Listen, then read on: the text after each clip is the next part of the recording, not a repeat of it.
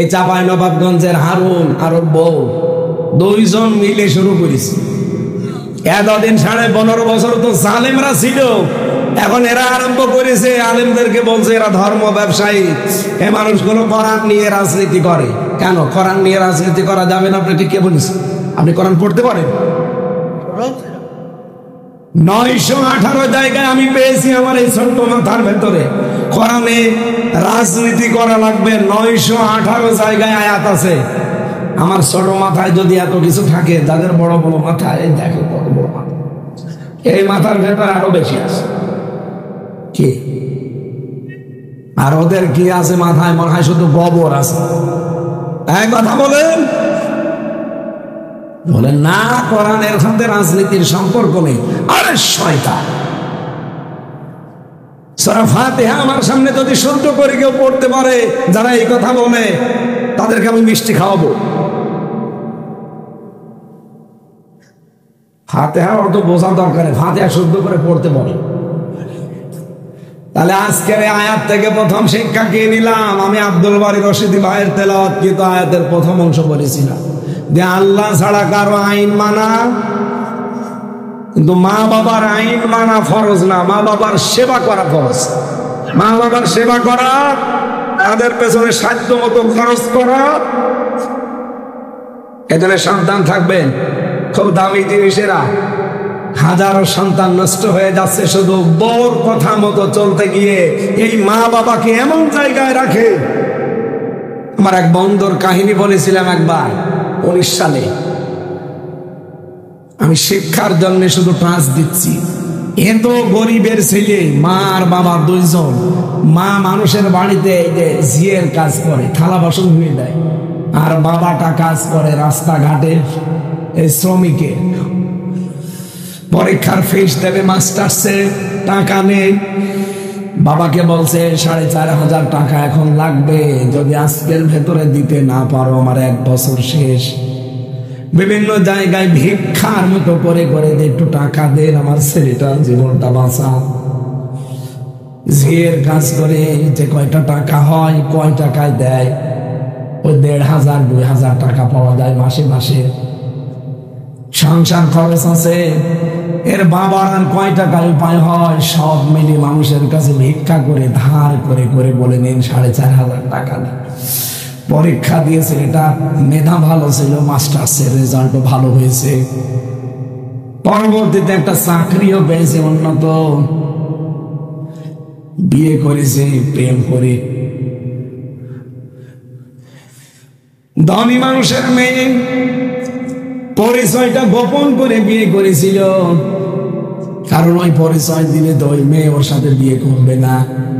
শেষ পর্যন্ত মিথ্যার আশ্রয় নিয়ে বলেছে আমার মা বাবা আমেরিকায় থাকে। এই কথা বলে বিয়ে করেছে। বিয়ে করে ঢাকাতেই ফ্ল্যাট নিয়ে থাকে, কারণ বেতন পায় তো ভালো। কিছুদিন যাবার পরে মার অসুস্থ, এমন একটা অসুখ, প্রতিদিন 300-400 টাকার ওষুধ লাগে। ছেলেটা কিছুদিন টাকা পাঠিয়েছিল, এখন আর পাঠায় না, কারণ বউটা এখন গোপনে সব জেনে ফেলেছে যে মা বাবা ঝিয়ের কাজ করে বেড়ায়। বাঁধি দিয়ে দিত। শেষ পর্যন্ত প্রেমের বিয়ে তো আছে টিকে, কিন্তু বলেছে শর্ত, তোর মা বাবার কাছে যেতে পারবি না, তাদের পরিচয়ও কোনো জায়গায় দেওয়া যাবে না, কারণ আমরা যে স্ট্যাটাসে আছি এখানে ওই মা বাবার পরিচয় দিলে চলাফেরা করা যাবে না। বর মন রক্ষা করতে গিয়ে শেষ পর্যন্ত বলছে ঠিক আছে, ওদের সব ডিলেট। বাবা চিন্তা করছে টাকা পয়সা তো পাঠায় না, আর আমি তো ঢাকায় যাব কি করে, খোঁজও নেই। বহু কষ্ট করে একটা রিক্সা রাতের বেলা ভাড়া নিয়েছে। দিনের বেলা রিক্সা চালাতে পারে না, কারণ মানুষ চিনে ফেলে বলবে তোমার ছেলে সন্তান এত বড় চাকরি করে আর তুমি রিক্সা চালাও, ছেলের যেন বদনাম না হয়। এই জন্য রাতের বেলা রাতটা ভাড়া নেয়। এই যে ঢাকা থেকে বগুড়া, জয়পুরহাট, নওগাঁ, এই সমস্ত জেলাতে যে নাইট কোচ গুলো আসে, এইগুলো যখন এসে নামিয়ে দেয় রাত 12টা 1টা 2টায়, ওইগুলোর ভাড়া মারে। কিছু টাকা পেলে রিক্সা ভাড়া শোধ দেয়, আর বাকি টাকা নিয়েও সাত কেনে। আজকে সারা দিন হয়ে গেল, কিছুই পাইনি। খুব কষ্ট করে আজকের দিনে রিকশাটা ভাড়া নিয়ে বসে আছে, মনে করেন জয়পুর হাটে। ঢাকার ফার্ম গেটে এই ছেলেটার সাথে গ্রামের একজনের দেখা। ডাক দিয়ে বলে, ভাই আপনি তো খুবই আরামে আছেন, সাই স্যুট প্যান্ট পরে, অথচ আপনার মা আজ কয়েকদিন হলো অসুস্থ, মনে হয় আর বাঁচবে না। স্ত্রীর কাছে অনুমতি চাইতে গেছে যে আমার মা অসুস্থ, শেষ দেখা দেখতে যায়, বলে না ওদের পরিচয় দেওয়া যাবে না। ওর গেছে রাগ হয়ে, আচ্ছা আমার মাই যদি না বাঁচে পরে আমি কি করব, তোরেও আমি আর রাখবো না। রাগ করে রাগারাগি করে চলে এসেছে, ওর কথা না শুনে। নাইট ক্রসে এসে নেমেছে, মনে করেন জয়পুর হাটে। রাত 2টা বাজে তখন। এই শীতের রাতে কুয়াশার ভেতরে 5 থেকে নেমেই দেখে একটা রিকশা টিম টিম করে আলো জ্বলছে। সন্তানটা বাস থেকে নামার পরে মুরব্বী চেহারার দিকে তাকিয়ে চিনে ফেলেছে। চিন্তা করছে এখনো কয়েকজন বাস থেকে নামছে, সামনে যদি যাই আমার পরিচয় পেলে হয়তো আমার ছেলের সম্মান নষ্ট হবে। গামছা দিয়ে মুখটা পেঁচিয়ে নিয়েছে, শুধু চোখ দেখা যায়। যে কণ্ঠের স্বর উলট পালট করেছে, ডাক দিয়ে বলছে, স্যার যাবেন আপনি? কোথায় যাবেন? বলছে পান্তা পাড়ায় যাব, কানু মিয়ার বাড়িতে। চলেন আপনাকে নিয়ে যাচ্ছি। ভাড়া মিটিয়ে নিয়ে যাচ্ছে। যেহেতু সারাদিনের প্রায় না খাওয়া শরীর, ওদিকে মাটা অসুস্থ হয়ে পড়ে আছে। এই কঠিন পরিস্থিতিতে যেতে যখন পারে না, পেছনে ধাক্কা দিয়ে বলে, কেমন চালান, জোরে চালান। মুরব্বী মানুষ এমনিতে প্যাটেল তো মারতে পারে না রিকশার প্যাটে, যেভাবেই হোক আস্তে আস্তে যাচ্ছে। আবার ধাক্কা দিয়েছে, এই বয়সে রিকশা নিয়ে আসতে পারে, চালাতে পারেন না। আপনার কি ছেলে নেই? দ্বিতীয় ধাক্কা দেওয়ার পরেও কিছু বলে নাই। 3 নাম্বার ধাক্কা চাই দিয়েছে, মুরব্বী গেছে হুবড়ি খেয়ে পড়ে, রোডের ওপরে পড়ে গেছে, দাঁত ভেঙে, পার নখ গেছে কেটে, রক্ত বের হচ্ছে। রক্ত বের হয় জন্য জড়াজড়ি করে। রিকশা থেকে যেহেতু পড়ে গেছে, এবার কষ্ট করে দাঁড়িয়েছে। ডাক দিয়ে বলছে, স্যার আপনার মোবাইলের লাইটটা একটু বের করে। কেন? দরকার আছে। মোবাইলের লাইট যখন বের করে বলছে, আমার মুখের দিকে একটু তাকান। মুখ থেকে গামছাটা খুলে ফেলে সামনে নিয়ে বলছে, দেখেন তো আপনি আমার চিনতে পারেন কিনা। আপনাকে স্যার বানাতে গিয়ে আমার জীবনটা নষ্ট হয়ে গেছে। আমি মানুষের বাড়িতে ভিক্ষা করে করে তোমার পরীক্ষার ফিস দিয়েছিলাম। তোমার মা বাড়িতে ঝিয়ের কাজ করে থালা বাসন ধুয়ে ধুয়ে টাকাগুলো তোমার হাতে দিয়েছিল। তুমি আজকে শার্টটাই পরে আসো। তোমার স্যার বানাতে গিয়ে আমাদের 2 জনের জীবনই শেষ হয়ে গেছে। তুমি প্রথমবার ধাক্কা দিয়েছিলে, যে এই বয়সে রিকশা চালান, আপনার ছেলে নেই, ছেলে তো আছে, পেছনে বসা, করব কি? তৃতীয়বার যখন ধাক্কা দিলে দেখেন আমার পড়ে গিয়ে দাঁত ভেঙে গেছে, আমার পায়ের আঙ্গুল কেটে রক্ত বের হচ্ছে। ও স্যার, আমার কথা বাদ দিলাম, আপনার মার অবস্থা কিন্তু একেবারে খারাপ। 7 দিন বিছানায় পড়ে আছে, নড়াচড়া নেই। আমি ঔষধগুলো বহু কষ্ট করে কিনে কিনে তারে দে। দিনের বেলা রিকশা চালাতে পারি না তোমার সম্মানের ভয়ে। রাতের বেলা আমি রিকশাটা ভাড়া করেছি, নিয়ে বের হই, যেই কয় টাকা পাই ওইটা দিয়ে ঔষধ কিনতে চলে যায়। এই জন্য সারাদিন আমি প্রায় না খেয়ে আসি। ছেলেটা রিকশা থেকে লাফ দিয়ে নেমে বাবার পা জড়িয়ে বলছে, আব্বা আমার মাফ করে দে। আপনি ওঠেন রিকশা, আমি কষ্ট করে ঠেলে হলেও বাড়ি নিয়ে যাব। কোথায় পেয়েছেন আপনি রিকশাটা? এলাকায় তো আমার মতো গরিব মানুষ নেই, তুমি নিজেও জানো। রিকশা পাবো কোথায়? আমি ভাড়া নিয়েছিলাম রাতের জন্যে। দিনের বেলাও ভাড়া মারতে পারি, কিন্তু তোমার সম্মানের জন্য আমি মারি না, মানুষ খারাপ বলবে। বাড়িতে তাড়াতাড়ি চলো, মনে হয় মাকে শেষ দেখা যাবে না। বাড়িতে পৌঁছানোর আগে 10 মিনিট আগে ওর মা মারা গেছে। দৃশ্য দেখে 2 মিনিটের ভেতর ওর বাবাও হার্ট অ্যাটাক করে মরে গেছে। মার বাবার লাশ জড়িয়ে ধরে হাও মাও করে কাঁদে, বলে বাবা দুনিয়া থেকে চলে গেলে আমারে মাফ করে গেলে না, পৃথিবীতে এখন আমাকে ডাকার মতো আর কেউ থাকলো না। ওদিকে ওর বউ যে তো রাগারাগি করে এসেছে, জানলে ডিভোর্স নামা পাঠিয়ে দিয়েছে, ওর অফিসে কমপ্লেন দিয়ে ওর চাকরিটা চলে গেছে।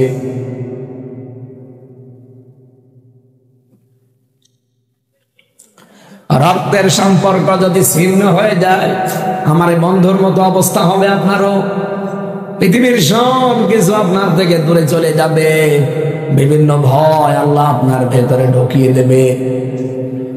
আমি যে পয়েন্টে কথা বলছিলাম আপনার মনে আছে কিনা জানি না, এদিকে তাকান। হযরতে খাদিজাতুল কুবরা রাদিয়াল্লাহু তাআলা আনহা তার স্বামীকে প্রথমে এই অভয় দিয়েছিলেন যে ভয় পাবেন না, আপনি রক্তের সম্পর্ক ঠিক রাখেন।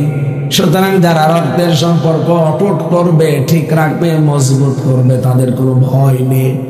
আমরা আজকে থেকে ইবাদতটা পরিবারে একটু চালু করি। হ্যাঁ, অনেক বড় কারণে হয়তো আমরা পারি না, আমি নিজেও জানি, কিন্তু আমাদের চেষ্টা করা লাগবে। বউ চলে গেলে হয়তো বউ পাওয়া যাবে, মা বাবা যদি একবার চলে যায় তামাম দুনিয়া খুঁজলেও এরকম জিনিস আর পাবেন না। পৃথিবীর যারা ভালোবাসে আমাদেরকে, সবাই কম বেশি ভালোবাসে স্বার্থের কারণে। নিঃস্বার্থভাবে ভালোবাসা পৃথিবীতে আমি কারো পাইনি। শুধু মা আর বাবার ভালোবাসার ভেতরে কোনো স্বার্থ নেই। কথা বলেন না কেন?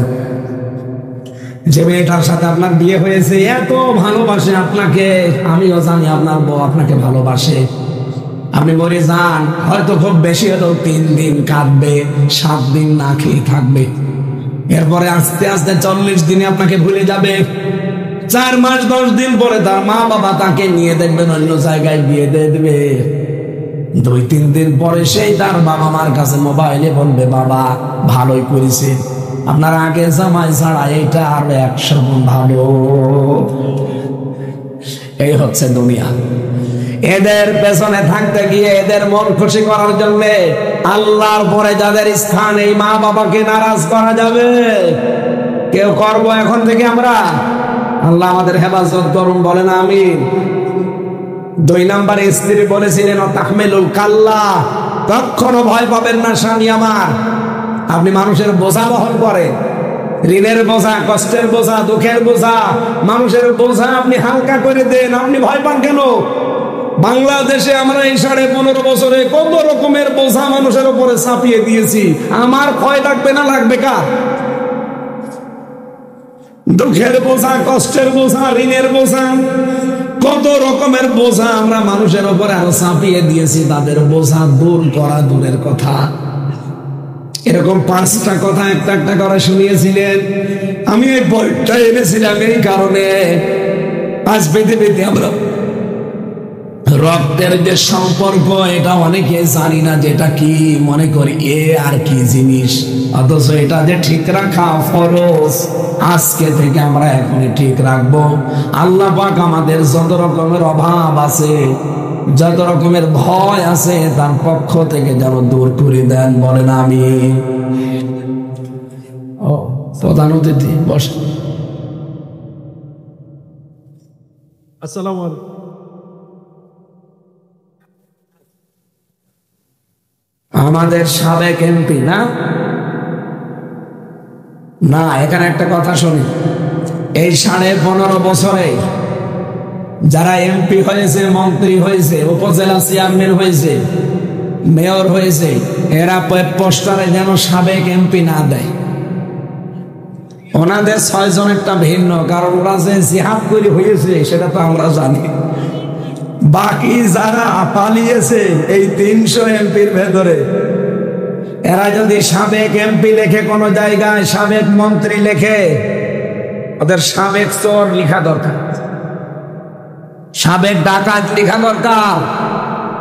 কারণ আপনাদেরকে আমরা ভোট দেই, এক কথা বলেন না কেন? ভোট দিয়েছি আমরা, আমার 33 বছর বয়স, 18 বছর থেকে ভোট দিতে আরম্ভ করলে আমি 3 বার ভোট দিতে পারতাম, একবারও পারিনি। তার মানে ভোট এতদিন হয়নি। আগামী থেকে যেন আমার ভোট আমি দিতে পারি সেই ব্যবস্থা করা লাগবে। কথা বলেন না কেন? এটা আবার নস্যাৎ করার জন্য মোদি সাহেব গিয়েছিল অলরেডি ট্রাম্পের কাছে, এ বাংলাদেশ সম্পর্কে কিছু মিথ্যা তথ্য তার কাছে দিয়ে আবার ওই ডাইনি বুড়িকে এসে বসাবে। কিন্তু ট্রাম্প তো জাতে মাতাল হলো, তাহলে ঠিক আছে। আমাদের ইউনূস সাহেব, ডক্টর মোহাম্মদ ইউনূস, যেই দিন মোদি গেছে ঠিক ওই দিনই আন্তর্জাতিক মিডিয়াগুলো নিয়ে আয়না ঘর আবিষ্কার করছে। এই দেখে, এই সেই ইলেকট্রিক শর্ট দেওয়া চেয়ার, এখানে 12 বছর মানুষকে ঘরের ভেতরে আটক করে রেখেছিল ওই মহিলা। জাতিসংঘ ওই দিনে রিপোর্ট দিয়েছে। ডোনাল্ড ট্রাম্প যা বলবে সব ভুলে গিয়ে বলছো হাসিনার ব্যাপার আর আপনার ব্যাপার আপনারা মিটানোর ভেতরে আমরা নেই, হলেও বুড়ে বালি। সুতরাং আবার ভোট ছাড়া নির্বাচনের ব্যবস্থা, এটা করার জন্য মোদি এই চেষ্টা চালাচ্ছিল। যেহেতু আল্লাহ আমাদের বাঁচিয়ে দিয়েছে, সামনে আমরা চাই যেন আমার ভোট অন্তত আমি নিরাপদে দিতে পারি। এখন বলেন না কেন, এটা একটা আমানত, এটা রায় মানে একটা আমানত। ইন্নাল্লাহা ইয়া'মুরুকুম আন তুআদ্দুল আমানাতি ইলা আহলিহা, অবশ্যই আল্লাহ তোমাদের নির্দেশ দিচ্ছে তোমাদের যাবতীয় আমানত। এখানে আমানত যেহেতু বহু বচন, তাফসিরে মারিফুল কোরআনে আল্লামা আহমেদ শফি, আল্লামা শফি রহমতুল্লাহ আলাইহি লিখেছেন এখানে আমানত মানে ভোট। ভয়কার ট লেখা আছে, আপনি নিয়ে আসেন বাংলায়। ভোট, রায়, সিদ্ধান্ত, এগুলো সব বাংলায় লেখা আছে। সুতরাং আমার রায়, আমার সিদ্ধান্ত, আমার ভোট আমি এমন জায়গায় দেব যার জন্য মানবতার কাজ হবে, দেশের কাজ হবে, ইসলামের কাজ হবে। তাই কথা বলেন না কেন? কিয়ামতের দিন বহু মানুষ উঠবে, তার আমল নামায় জেনার গোনা লেখা থাকবে। লোকটা বলবে রব্বুল আলামিন তোমার ফেরেশতারা মনে হয় উল্টো পাল্টা করে লিখেছে, আমি তো জীবনে জেনা করিনি। আল্লাহ বলেন আমিও জানি তুমি জেনা করনি, এমন মানুষকে ভোট দিয়েছিলে, রায় দিয়েছিলে, তোমার ভোট পেয়ে লোকটা এমপি হয়ে, মন্ত্রী হয়ে সংসদে বিল এনেছিল মদের জেনার পক্ষে। এই বাংলাদেশে 300 জন এমপি হবে, 151 জন যদি একবার কোন বিষয়ে হ্যাঁ বলে দেয়, ওইটাই তার পরের দিন পাশ হয়ে যাবে। কথা বলেন না কেন? সুতরাং আমরা এমন মানুষকে সামনে রায়, ভোট, সিদ্ধান্ত দিতে চাই যিনি প্রথম দিনই সংসদ অধিবেশনে নামাজের বিল আনবে। এ নির্দেশ কার? সূরা হজের 41 নম্বর আয়াতে আপনি খুঁজে নেবেন। এটা 17 নম্বর পারা, 16 নম্বর পৃষ্ঠার 7 নম্বর লাইনে আছে। আল্লাযীনা ইম্মাক্কান্নাহুম ফিল আরদি আকামুস সালাহ। রব্বুল আলামিন বলেন আমার মুমিন বান্দাদেরকে যদি আমি রাষ্ট্র ক্ষমতা দান করি, ওরা প্রথম কাজ সংসদের প্রথম অধিবেশন বিল পাস করবে নামাজের। 54 বছর আমরা যাদেরকে পাঠিয়েছি সবই তো প্রায় মুসলমান, এই কাজটা করলেন না কেন? সংসদের প্রথম অধিবেশনে কেন আপনারা নামাজের বিলটা পাস করে দিলেন না? তাহলে এই দেশে চুরি বন্ধ হয়ে যেত। আল্লাহ গ্যারান্টি দিচ্ছে নামাজের বিল পাস করে চুরি, ডাকাতি, এই যে চিন্তায়, রাহাজানি, জেনা, ধর্ষণ, এগুলো বন্ধ হতে বাধ্য। ইন্নাস সালাতা তানহা আনিল ফাহশাই ওয়াল মুনকার, অবশ্যই নামাজ অশ্লীল ফাহিশা কাজ থেকে মানুষকে বিরত রাখবে, এই গ্যারান্টি কার?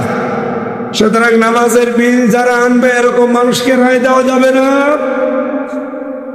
মোশাররফ সাহেব যদি নামাজের পক্ষে যে কথা বলে আর যদি তার পরের দিন নামাজের বিলটা কায়েম হয়ে যায়, আপনি মোশাররফকে একটা ভোট দিয়েছিলেন, অথচ মানুষ নামাজ পড়বে 18 কোটি। কত? 18 কোটি মানুষ নামাজ পড়লে যে সওয়াব পায়, আপনি একটা ভোট দিয়ে ঠিক সেই সওয়াব পাবেন।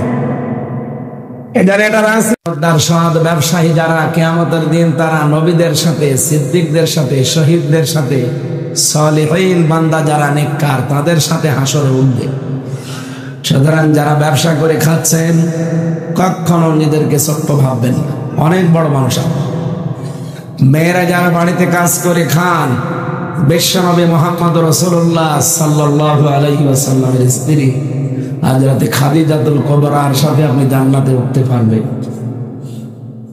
খাদিজা রাদিয়াল্লাহু তাআলা আনহা, আপনারা জানেন উনি জীবনে নামাজ পড়েননি, রোজা রাখেননি, হজ করেননি, যাকাতও দেননি, একদিন পর্দায়ও থাকেন। কারণ এই বিধানগুলো নাযিল হয়েছিল সব তার ইন্তেকালের পরে। এখানে কথা বলেন কেন? নড়াচড়া করেন আপনি ভাই, নিস্তব্ধ হয়ে শুনতে। অথচ জান্নাতে আল্লাহ নিজে ঘর বানিয়ে তার জন্য পাঠিয়ে দিয়েছিলেন। এই পৃথিবীতে একটাই মহিলা যাকে আল্লাহ সালাম দিয়েছেন এবং জান্নাতে ঘর তৈরি করে তার জন্য সুসংবাদ পাঠিয়েছেন যে এই ঘর আপনার জন্য আল্লাহ বানিয়েছে। কি এমন কাজ করলেন তিনি যে নামাজ নেই, রোজা নেই, হজ নেই, যাকাত নেই, জীবনে একদিন পর্দায় থাকলেন না? তার জীবনে সবচাইতে বড় কাজ ছিল স্বামীর পেছনে শ্রম দেওয়া। তিনি স্বামীকে অভয় দিতে। আমাদের স্ত্রীরা যদি এই অভয়গুলো কোনো স্বামীকে দিতে পারে, সে স্বামী যেন মনে করে যে হ্যাঁ অবশ্যই সে রাসূলুল্লাহর দেখানো পথে আছে। হযরতে খাদিজাতুল কুবরা স্বামীকে বলেছিলেন, কাল্লা ওয়াল্লাহি লা ইউখজিকা আল্লাহু আবাদান, কখনোই না, আপনি ভয় পাবেন না, কখনোই আল্লাহ আপনাকে ভয় দেখাতে পারেন না।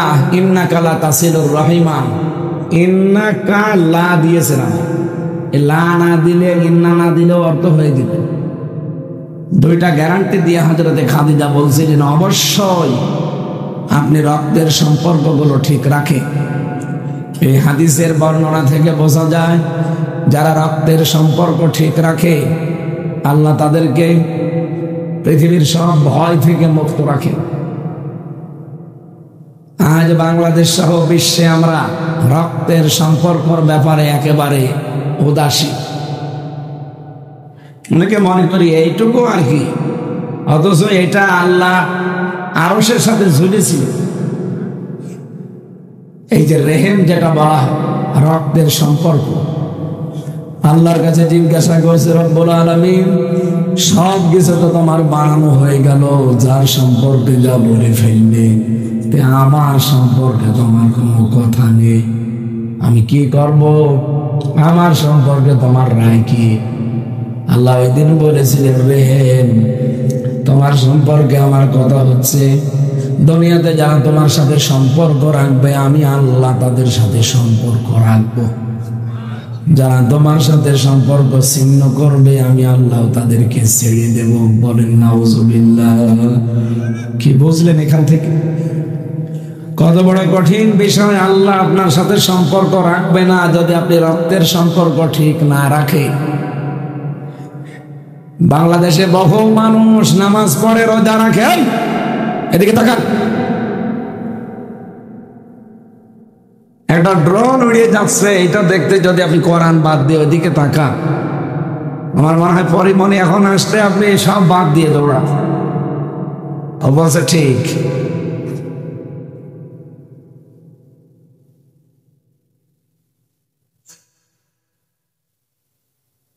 না, পরিমণি অত না, যা মনে করছেন অত না। আমার পাশে জেলে ছিল, 4 নাম্বারে, উনি 3 নাম্বার। বহুদিন আমরা ছিলাম এক জায়গায় মানে এক ঘরে না, পাশাপাশি। মাঝখানে তো দেওয়াল ছিল, ওটা মহিলা জেল, আমাদের পুরুষ জেল। আদালতে নেওয়ার সময় আমি বহুবার এই কথাটা বললে আবার এরা ছড়াবে যে হুজুর মনে হয় পরিমণি দেখে।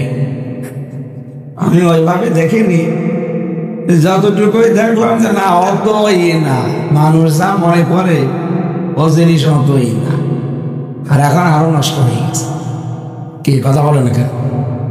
এই যা চেহারাটাই যা কাটিং ঠিক আছে, ভেতরে কিছু আছে। 5টা স্বামী পাল্টিয়েছে, বলেন সুবহানাল্লাহ। নবীজি বলেন ওই মহিলার উপরে লানত যে বারবার স্বামী পাল্টায়। আর কয়টা স্বামী পাল্টিয়েছে? 5টা। এই জন্য ওইটার দিকে না তাকিয়ে কোরআন কি বলছে সেটা বোঝার চেষ্টা করেন। এদিকে আরো অ্যাক্টিভ হওয়া লাগবে। এটা ক্লাস চলছে, কত শিক্ষক বসে আছে দেখতে পাচ্ছেন? এটা ফাজিল মাদ্রাসা, তার মানে এখানে বহু আলেম আছে। আমি হিসাব নিকাশ করে মাপ জব করে কথা বলবো ইনশাআল্লাহ। যে কথাটা তুলেছিলাম, চিন্তা ভাবনা করবে যাদের রক্তের সম্পর্ক ঠিক নেই। বলেন তো, আপনার ভাইয়ের সাথে রক্তের সম্পর্ক না, আপনার বোনের সাথে, আপনার মা বাবার সাথে, এ কথা বলছে না? এই যে রক্তের সম্পর্ক যাদের নাম বললাম, এদের সাথে যদি দুনিয়ার কোন ঠুনকো বিষয় নিয়ে সম্পর্ক নষ্ট করে ফেলেন, আপনাকে বিভিন্ন রকমের ভয় আল্লাহ ভেতরে তৈরি করে দেবে। কি কথা বলেন না? আপনি হাসিনার কথা চিন্তা করেন, কি ভয় পেয়েছে, খাবারও খেতে পারবে। 5 মিনিট আগে বলেছেন একটা জিনিস লিখবো জাতির উদ্দেশ্যে, সেইটাও পারেনি, ভয়ে পালিয়েছে। কেন এত ভয় তার ভেতরে? কারণ তার রক্তের সম্পর্ক কোনোটা ঠিক নেই। আপনি বলেন কার সাথে তার রক্তের সম্পর্ক ঠিক আছে? আমরা তারে কন্যা বলে ডাকতাম, কেউ বউ বলে ডাকতাম, কেউ মানুষ কন্যা বলতো। এই সম্পর্কগুলো কন্যা জানতারে বলে মানুষ। সম্পর্ক কন্যার সাথে কিসের? রক্তে। বউর সাথে সম্পর্ক কিসের? এত বড় সম্পর্ক আপনার সাথে, আর আপনি কিছু না বলেই চলে গেলেন। যাওয়ার সময় শুধু ব্রিফকেস নিয়েছে 14টা, শুধু মাটি ভরাছে। হ্যাঁ, পাইলটকে বলেছে কি ব্রিফকেস গুলো উঠেছে? বলছে জি ম্যাডাম, চলো। কারোর সাথে কিচ্ছু বলেনি। বগুড়াতে তার এক চাচা ছিল, মমতাজ, কবরে আছে। কবরে আছে না? তারেও যদি বলতো তো চাচা আপনি কবরে থাকেন, আমি গেলাম, তাও বল। আমারে যদি মোবাইল নাম্বারটা জোগাড় করে বলতো, হামজা চলে গেলাম, 3 বছর তো জেল খাটালাম, মাফ করে দিও, তাও বল। পালিয়ে চলে গেল, এত ভয় পেয়েছে। এই যে ভয়, এটা তৈরি করেছে কে? কেন? কারণ তার সম্পর্ক ভালো না, কারোর সাথে তার সম্পর্ক ঠিক নেই। জনগণের সাথে সম্পর্ক ঠিক ছিল। এদেশের 18 কোটি মানুষের আমার মনে হয় 17 কোটি মানুষ তাকে ঘৃণা করে। গতকালকে রিপোর্ট বেরিয়েছে আন্তর্জাতিক, সারা বিশ্বের 257টা রাষ্ট্র সবচাইতে ঘৃণিত মানুষের তালিকায় হাসিনার নাম। আমি বানিয়ে বললাম না, আন্তর্জাতিক রিপোর্ট কালকেরটা। 2 নম্বরে নাম পেয়েছে সিরিয়ার এই পালানো এইরকম পলাতক প্রেসিডেন্ট বাশার আল আসাদে। কথা বলা যাবে না ভাই? আর চা নিয়ে আসতে বলেছে কি আপনাকে? বসে যারা ওয়াজ মাহফিল দেয় এরা শোনে না, এরা খালি ভাঙ ফোন করে ঘুরে বেড়ায়। মনে করে আমরা ওয়াজ দিয়েছি এই মতন আবার শোনা রাখবে।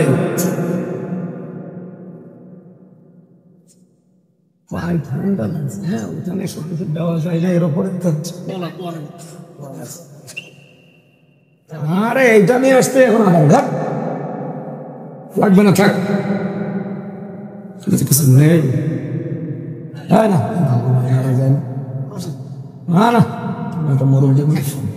এটা কি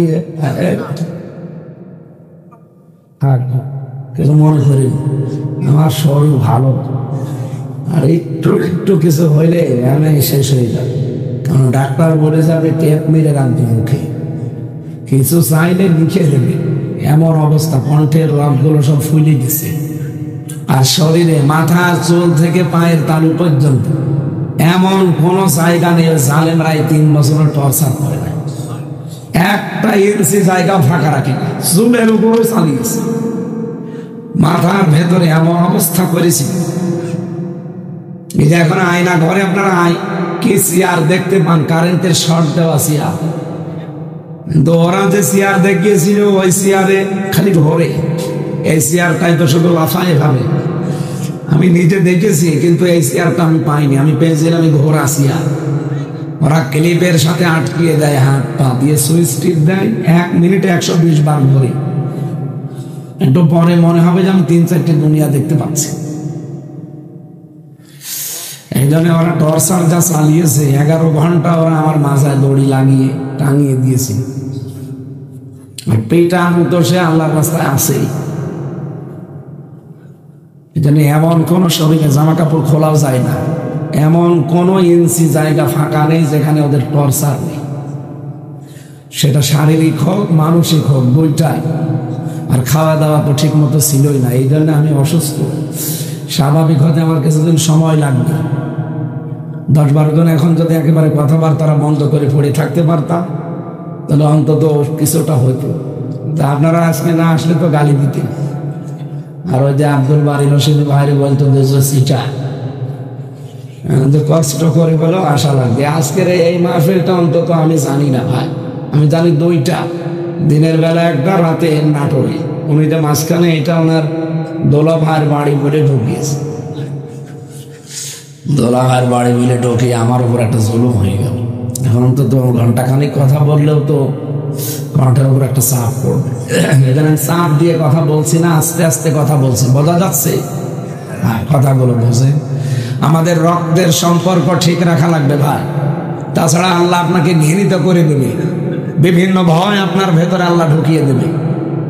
স্ত্রী গ্যারান্টি দিচ্ছে, স্বামী আপনি ভয় পাবেন না, কারণ যারা মানুষের সাথে সম্পর্ক ঠিক রাখে তাদের ভেতর থেকে আল্লাহ সব ভয় তুলে দেয়। জিন পরি ভূত যাই বলে কোনো কিছু তাদেরকে ভয় দেখাতে পারে না। আজ আপনি ভয় পান এই কারণে, কারণ আপনার সাথে আপনার রক্তের সম্পর্কগুলো ঠিক নেই। কথা কি বুঝতেছেন? তাহলে নামাজ পড়া, রোজা রাখা, হজ করা, যাকাত দেওয়ার পাশাপাশি রক্তের সম্পর্ক যাদের সাথে আছে এটা অটুট রাখার দরকার আছে না? এটাও কিন্তু নামাজের মতো ফরজ। নবীজি বলেন, কোন স্ত্রী যদি চায় আমার স্বামী আরো বেশি দিন বেঁচে থাক, আমার স্বামীর মান সম্মান ইজ্জত আবরু টাকা পয়সা অর্থ সম্পদ ধন দৌলত আরো বেড়ে যাক, সেই মহিলা যেন তার স্বামীকে বলে, স্বামী তুমি যা করো করো কিন্তু নিজের আত্মীয় সম্পর্কগুলো ঠিক রাখো। এরকম মহিলা এখন দেশে নেই। আরো কি করে নিজের বোনের সাথে ভাইয়ের সাথে সম্পর্ক নষ্ট হয় এইটা স্বামীকে শেখায়। কথা বলছেন এখানে, নিজের আপন মা বাবার সাথে আমার সম্পর্ক রক্তের, সেইটা কি করে ছিন্ন করা যায়, দূর করা যায়, এইটা সবচাইতে বেশি ভূমিকা পালন করে আমার বউ। এরকম বউ দেশে নেই। সম্মানিত মা বোনেরা, শুধু নামাজ পড়া, শুধু রোজা রাখা, শুধু কালো বোরকা পরা ইবাদত না, রক্তের সম্পর্কগুলো ঠিক রাখা এটা ইবাদত। মাওলানা রশিদি সাহেব যে আয়াত পড়েছিলেন, আল্লাহর ইবাদতের পরে যাদের সাথে সম্পর্ক আপনার, সেটা কিন্তু মা বাবার। সময় পাইনি এজন্য ব্যাখ্যা করতে পারেননি। আল্লাহ এত বেশি ব্যাখ্যা দিয়েছেন মার বাবার নামে কোরআনে। আমি 3, 5, 7, 12, 17, 22টা পর্যন্ত ব্যাখ্যা পেয়েছি কোরআনে। এত ব্যাখ্যা দুনিয়ায় কারণ আমি পড়া কোরআনে আল্লাহ দেয়নি যত ব্যাখ্যা আল্লাহ মার বাবার জন্য সন্তানের সাথে দিয়েছেন। কিন্তু দুঃখজনক হলো সত্য, এই বাংলাদেশে বহু মানুষ আমরা মা বাবাকে আলাদা করে দেই, বড় ভাইয়ের ভেতরে দিয়ে দেই, অথবা বাড়ি থেকে তাড়িয়ে দেয়, বৃদ্ধাশ্রমে রেখে আসে। বলেন, গত পরশুদিন যে দিবসটা গেল 14 ফেব্রুয়ারি, বাংলাদেশের বহু বৃদ্ধাশ্রমে কালকে সাজিয়েছিল রঙিন সাজে। আমি নিজে গিয়েছিলাম নীলফামারী এক জায়গায় বৃদ্ধাশ্রম দেখার জন্যে। যে দেখি এই কোলে 25 জন মা, এই কোলে 25 জন বাবা বসে আছে, প্রত্যেকের চোখের ভেতরে পানি টলটল করছে। আমি 2 জনের সাথে কথা বললাম, একজন বলছে আমার ছেলে ডিসি, আর একজন বলছে আমার ছেলে আমেরিকায় থাকে। বলেই তিনি হাওমাও করে কেঁদে ফেলেছেন। বললাম, মা কেন আপনি আজ 3 বছর এই বৃদ্ধাশ্রমে পড়ে আছেন? আমার বৌমার কারণে। আমার ছেলে একটা ডিসি, চিন্তা করতে পারেন, একটা পুরা জেলা চালাইছে। এ বগুড়া জেলা যত বড় এরিয়া, এ পুরা জেলার জন্য ডিসি কয়জন? অথচ ডিসির মা পড়ে আছে বৃদ্ধাশ্রমে 3 বছর। আমার বৌমা শুধু জ্ঞান করে যে এই বুড়ি বাড়ি থাকলে তোমার বাড়িতে আমি আর থাকবো না। শেষ পর্যন্ত ছেলে আমার রেখে গেছে, মাসে মাসে খরচ পাঠিয়ে দেয়। কিন্তু আমার তো মনে হয় শেষ বয়সে এসে আমার নাতি নাতর নিয়ে একটু আনন্দ ফুর্তিতে কাটাবো, অথচ আজকে এই বুড়ো বুড়ির সাথে আমি পড়ে আছি। এখানে নেই কোনো আত্মীয় স্বজন, নেই কোনো রিলেটেড, রক্তের সম্পর্কের কেউ নেই, আমি একা। প্রত্যেকের চোখের দিকে তাকিয়ে আমার মনে হচ্ছিল প্রত্যেকটি মার বাবা তার সন্তানের জন্য বরদোয়া করছে। বলেন তো তাদেরও আমাদের মতো সন্তান নেই? বলেন না কেন? আর একজন বলছে আমার ছেলে আমেরিকায় থাকে, বিশাল ফ্যাক্টরি দিয়েছে সেখানে শুনেছি। এত বড় কিছুর মালিক হওয়ার পরও আজকে আমার জায়গা বৃদ্ধাশ্রম। কথাগুলো শোনার পরে চিন্তা ভাবনা এসেছে আমার, শুধু ওই ডিসি ও আমেরিকায় থাকে এই সন্তানেরই দোষ না, ওই পুত্র বধূদের দোষ দিচ্ছিল ওনারা, শুধু ওই বেটার বড় দোষ না, দোষ ওনাদেরও আছে। আরে আল্লাহর পরে যাদের স্থান, সেই মা বাবার কথা যেই কিতাবে লেখা আছে সেই কিতাবই তো তাদেরকে পড়ায়নি। কি মাওলানা আব্দুল বারিকে তার মা বাবা পড়িয়েছে, এটা এই জন্য উনি তেলাওয়াত করে আপনাদের শোনাচ্ছিল যে ওয়াকাযা রাব্বুকা আল্লা তা'বুদু ইল্লা ইয়্যা, আমি আল্লাহ রায় দিয়েছি আমার ছাড়া কারো ইবাদত করা যাবে না। ওয়া বিল ওয়ালিদাইনি ইহসানা, আমার পরে আমি আল্লাহ স্থান দিয়ে দিলাম তোমার মা বাবার, তাদের সেবা করা লাগবে। বলেন তো আল্লাহর ইবাদত করা, আল্লাহর আইন মানা কি? আরো জোরে বলে, সবাই বলে মা বাবার আইন মানা না। এখানে আলেম বসে আছে, আপনি আন্দাজে ফরজ বললেন কেন? মাঝখানে ও আল্লাহ খেলা করার জন্য দিয়েছে। কোরআনের প্রতিটা শব্দ গবেষণামূলক চিন্তা ভাবনা করে কথা বলবেন। আলেমরা আছে, আপনি আন্দাজে বলতেছেন না। আল্লাহর আইন মানা এটা ফরজ, এর ভেতরে কোনো প্রশ্ন নেই। কিন্তু মা বাবার আইন মানা ফরজ না, মা বাবার সেবা করা ফরজ। কথা বলছে কেন বলছে? আমি 2 বার রিপিট করলাম কথাটা, আমি আর একবার করছি রিপিট। বলেন আল্লাহর আইন মানা কি? মা বাবার আইন মানা কি? ফরজ। মা বাবার সেবা করা ফরজ, সাধ্য মতো তাদের পেছনে খরচ করা ফরজ। কি কথা বললেন এখানে? কি বুঝলেন এখান থেকে বলেন আপনি? আল্লাহর পরে যাদের স্থান, রক্তের সম্পর্ক আমার সাথে সবচাইতে বেশি যাদের, তারা কারা? আরো জোরে বলেন। সেই মা বাবার আইন যদি মানা ফরজ না হয়, পৃথিবীতে কোন মহারথী আছে যে তার আইন মানা ফরজ হয়ে যায়? সুতরাং এই বাংলাদেশে আল্লাহর আইন ছাড়া অন্য কারো আইন চলবে না, এটাই ফাইনাল। সামনে আল্লাহর আইন ছাড়া কারো আইন চলবে আমরা চলতেও দেব না। হ্যাঁ, কথা বলেন না কেন? কত দূর গেল আপনি টের পেয়েছেন? আমার এই কথা কত দূর গেছে আপনি টের পেয়েছেন? অন্তত সারা দুনিয়া না গেলেও বাংলাদেশে আমরা এটা রাখতে চাই সামনে।